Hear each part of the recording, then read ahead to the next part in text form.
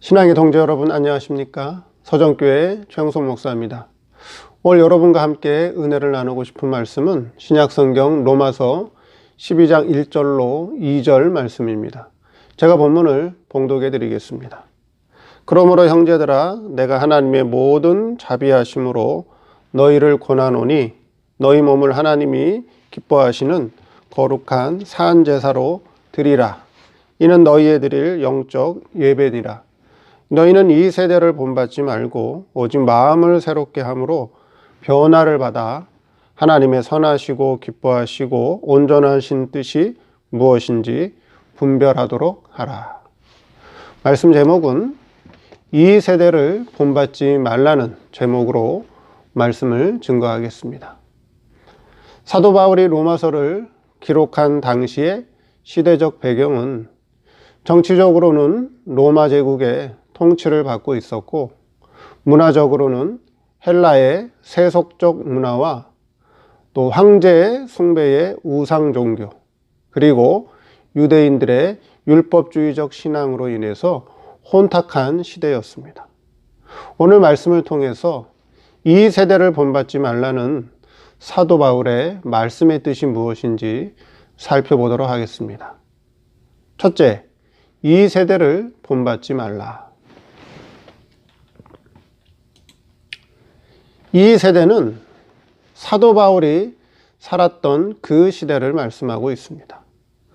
성경에서 세대를 구분해 보자면 1세대는 아담의 타락 후 물질 세상에 타락한 세상이 1세대입니다. 2세대는 죄악이 지배하는 타락한 세상으로 인해서 변질된 세상을 말합니다. 즉 이성과 육체의 타락한 본성에서 나오는 죄악의 세상이 1세대입니다.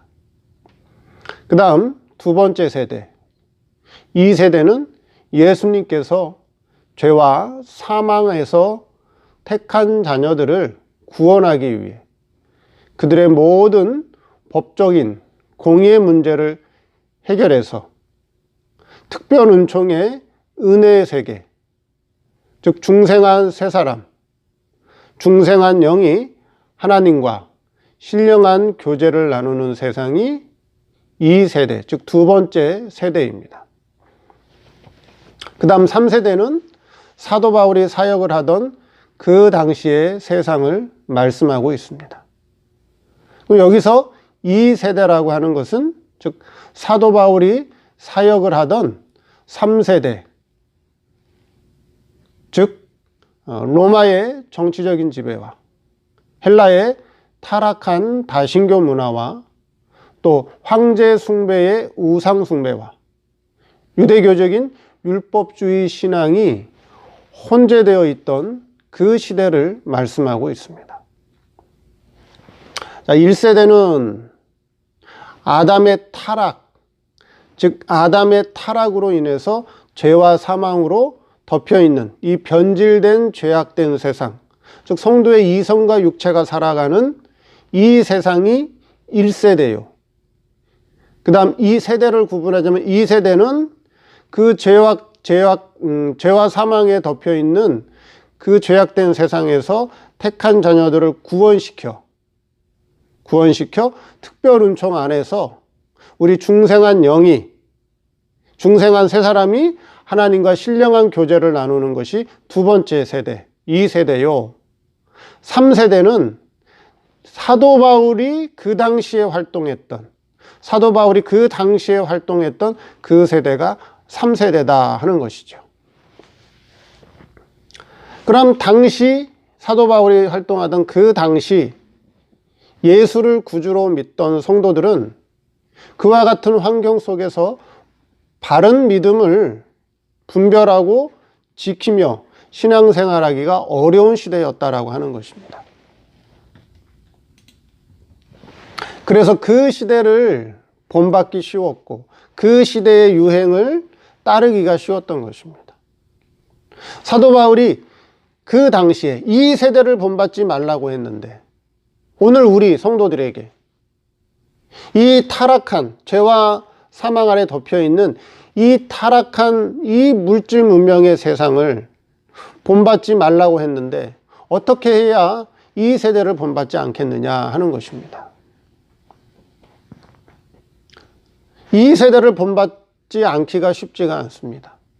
이 시대의 유행을 따라서 살아가기가 쉽습니다. 변하는 것은 좋은 것이죠. 변하는 것은 좋은 것이지만 문제는 뭐냐? 변질되는 것이 그것이 문제라고 하는 것입니다. 신앙도 바르고 하나님의 뜻이 무엇인지 바르게 깨우쳐서 바른 신앙을 갖는다면 그것은 좋은 신앙이지만 그 신앙이 자꾸 변질이 되는 것이 문제라고 하는 것입니다. 그러면 이 세대를 본받지 않기 위해서 우리 성도가 할 일이 있습니다. 하나님께서 우리에게 분부하신 것인데요. 그것은 하나님의 뜻을 따르기 위해서, 하나님의 뜻을 잘 따르기 위해서 성도의 몸과 마음을 하나님의 법과 도덕으로 착하게 잘 길들여서 하나님께서 은혜를 주실 때 그 은혜를 받을 수 있는 그릇을 닦는 것이 우리가 해야 되는 일입니다. 우리의 몸과 우리의 이성이 자꾸 나쁜 악한 것에 길들여 있으면 하나님의 은혜를 받아도 그 은혜가 오래 지속되지 못하기 때문에 결국 이 세대를 본받을 수밖에 없기 때문에 우리는 우리의 몸과 마음을 하나님의 법과 도덕과 양심을 통해서 자기 속에 좋은 것들이 많이 있습니다. 정직, 겸손, 긍휼, 사랑, 온유, 그렇죠? 우리 안에 그런 좋은 성분들이 많이 있기 때문에 그런 것으로 자기를 자꾸 닦아 나가다 보면 하나님의 은혜를 받을 수 있는 좋은 그릇이 된다는 거죠. 그 은혜는 누가 주시는 거예요? 우리가 하나님 앞에 은혜를 달라고 하면 하나님이 주시는 거예요? 우리가 하나님 앞에 기도하고 뗐으면 하나님이 은혜를 주시나요? 아닙니다. 하나님은 사람이 요구하고 떼쓴다고 해서 일하시는 분이 아니라 하나님은 주권적 예정에 의해서 하나님께서 주권적으로 일을 하십니다. 그래서 은혜는 하나님이 예정대로 부어주실 것이고 우리가 해야 될 것은 뭐냐? 우리의 몸과 마음을 잘 닦아 놓으라고 하는 것입니다.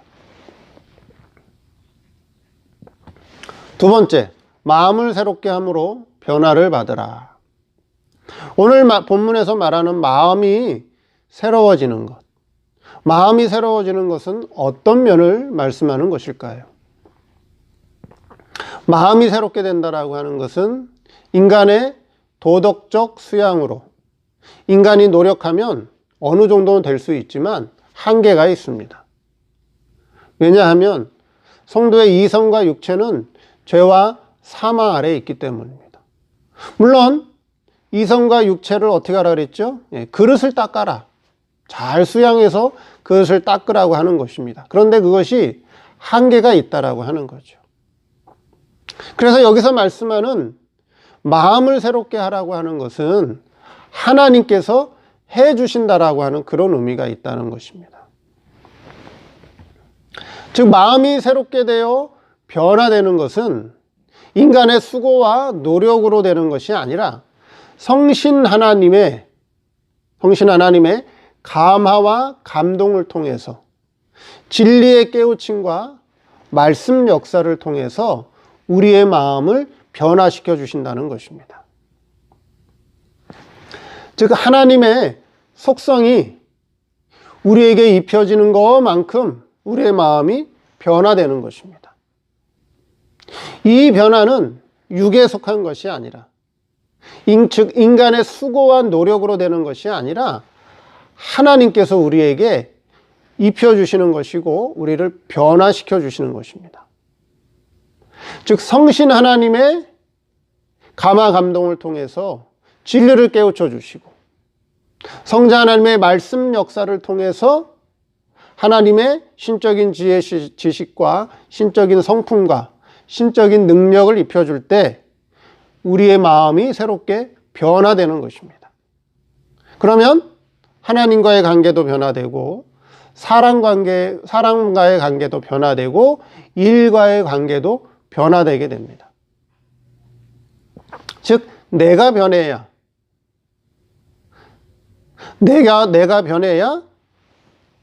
다른 모든 관계가 좋게 변하게 되는 것입니다. 즉, 내가 변하지 않고는 아무것도 변하지 않는 것입니다. 마음을 새롭게 함으로 변화를 받으라. 우리의 인간의 수고와 노력으로 되나요? 다짐으로 되나요? 결코 되지 않습니다. 마틴 루터가 종교개혁을 일으키기 전에 날마다 뭘 했죠? 날마다 금식하고 기도하고 뭔가 변화돼서 새로운 사람으로 살기 위해서 노력했지만 도저히 안 되죠. 도저히 안 됩니다. 그래서 채찍을 가지고 자기의 등을 치고 금식하고 기도하지만 끊임없이 자기 속에서 부패성이 올라오고 죄악된 생각이 올라오는 거죠.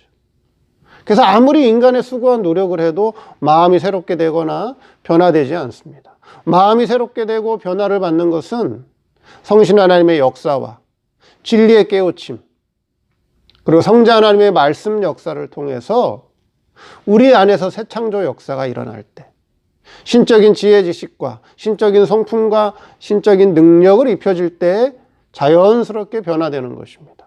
그래서 마음을 새롭게 함으로 변화를 받으라고 하는 것은 하나님께서 그렇게 해 주시겠다라고 하는 그런 의미가 된다라고 하는 것입니다.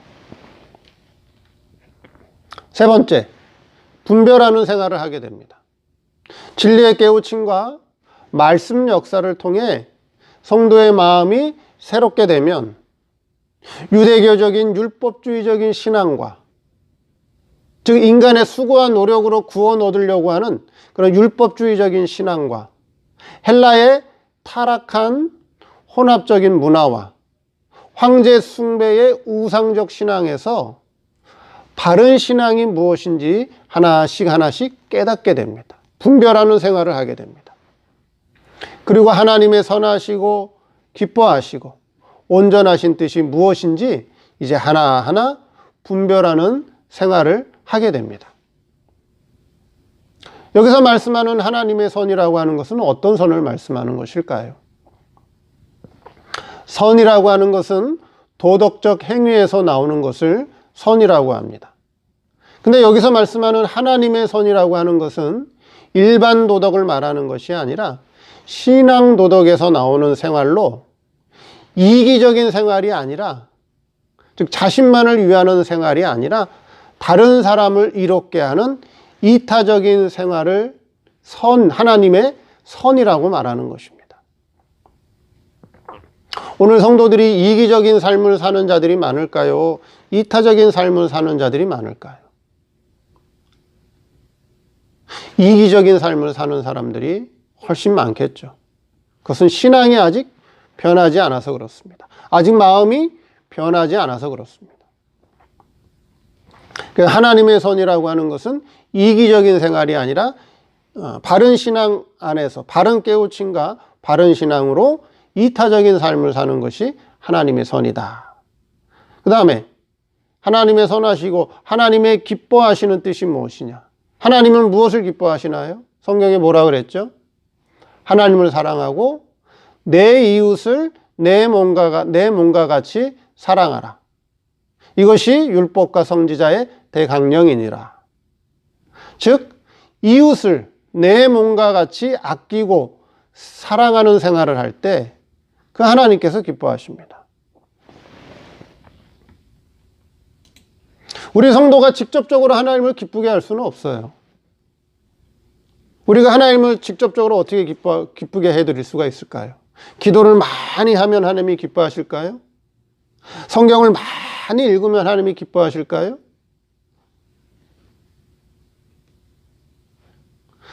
우리 성도가 하나님을 기쁘게 해드리는 것은 내가 다른 사람에게 유익을 주고, 내가 이타적인 삶을 살고, 내가 다른 사람을 기쁘게 할 때 그 사람이 하나님께 영광을 돌리고, 그 사람이 예수 믿는 사람을 칭찬할 때 그걸 보시고 하나님께서 기뻐하신다는 것입니다. 그 다음에 하나님의 온전, 그렇죠? 하나님의 온전은 인간의 수고와 노력으로 입혀지는 것이 아니죠. 또 인간의 수고와 노력으로 하나님의 온전을 입을 수도 없습니다. 유한한 인간이 무한한 하나님의 온전을 인간의 수고와 열심으로 입을 수 없다는 말입니다. 그럼 하나님의 온전, 하나님의 온전하신 뜻이 무엇인지 분별하는 그 생활, 하나님의 온전은 어떻게 입을까요? 하나님의 온전은 성자 하나님의 말씀 역사를 통해서 우리 안에 새 창조 역사가 일어남으로 말미암아 하나님에게 있는 신적인 지혜 지식과 신적인 성품과 신적인 능력을 입을 때 조금씩 온전해지는 것입니다. 자, 우리의 마음이 변화를 받게 되면, 그렇죠? 우리의 마음이 변화를 받게 되면 이제 하나님의 뜻이 무엇인지를 하나하나 분별하게 된다라고 하는 것입니다. 과거에 하나님을 막연하게 섬기고 자기 마음 짚어서 섬기던 그런 관념적 신앙에서 진리의 깨우침을 통해 하나하나 분별해 가면서 하나님을 섬기게 됩니다. 지금 이 시대는 옳고 그른 것을 분별하지 않는 시대가 되었습니다. 수단과 방법을 가리지 않고 권력을 얻기 위해서, 물질을 갖기 위해서, 명예와 권세를 차지하기 위해서 불법과 탈법을 자행하는 시대가 되었습니다. 수단 방법을 가리지 않고 물질을 얻게 되면, 권세를 얻게 되면, 권력과 명예를 얻게 되면 그것이 의가 되고 그것이 선이 되고 그것이 옳은 것이 되는 시대가 되었다고 하는 것이죠. 신앙적으로도 어떤 시대가 되었습니까? 혼탁한 시대가 되었고 이기적인 신앙의 시대가 되었습니다. 사도 바울의 오늘의 말씀과 같이 이 세대를 본받지 말라는 사도 바울의 말씀을 다시 한번 깊이 묵상해 보는 그런 시간이 되기를 바랍니다. 감사합니다.